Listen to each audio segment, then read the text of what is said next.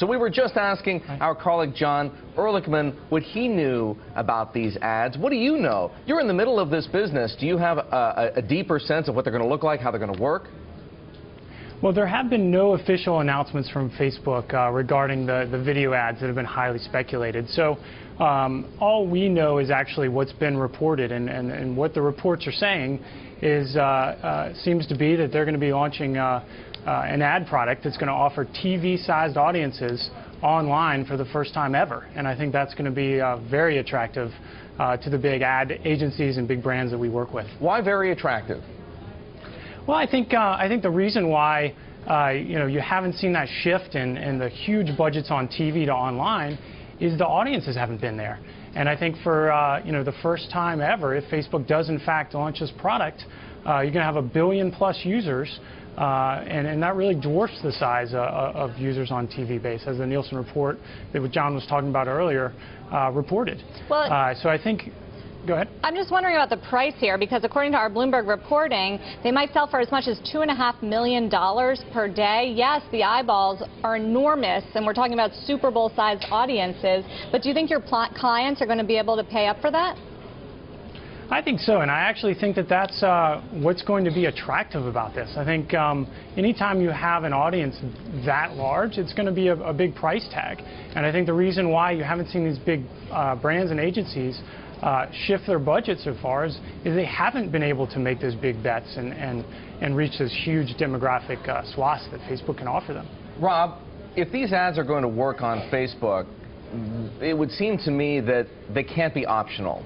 It's not like they can appear and then you can decide whether you want to view the ad or not. If there's going to be any penetration into the user's mind, you're going to have to be forced to watch these ads. If you're forced to watch these ads, doesn't that destroy the user experience on Facebook? Well, I think that's where you're just going to have faith with Mark Zuckerberg. I think from the start we've seen that Zuckerberg's first and foremost focus is to make sure the user experience is good on Facebook. And I think every ad product they've rolled out up until today has not impacted that user experience. I think they're continuing to grow their monthly and daily active user base, and I think they'll remain very sensitive to that issue. So I expect them to roll out a product that it works very well for users, and they actually like it. Well, Rob, if I'm a traditional television network or cable network, how scared should I be of this, of Facebook stealing ad dollars away from video? I think they should be pretty scared. I think we'll have to wait and see what the exact details of this ad product looks like.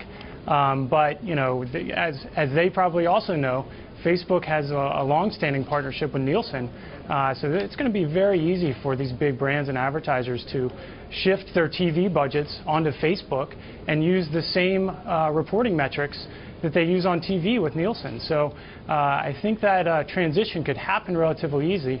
We'll have to see how it works for them, but I expect they'll see good results. And how, so in order to justify the expense of these ads, Rob, you just mentioned measuring audiences the way that Nielsen measures them. What exactly are advertisers what are you going to be looking for when you see the metrics that Facebook or presumably third parties apply to these ads? I think what they really look for, it's all about awareness on TV. And I think the way they measure awareness is by understanding what demographics they're reaching and by measuring that unique reach of the audience and the frequency at which you reach them. And I think that's where Nielsen really shines, is they give advertisers a way to optimize that, which drives the most consumer awareness out of their advertising spots. We've seen a shift in Facebook. Certainly shares are trading above the IPO price. Rob, what have you seen in terms of your clients' demand for advertising on Facebook? Are they paying more? Are they competing to get their ads on there?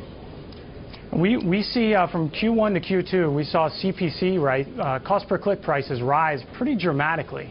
I think Facebook announced something in April where they had 1 million advertisers actively advertising on their platform. So I think anytime you have more and more advertisers bidding on the same amount of ad inventory, you're going to see prices go up.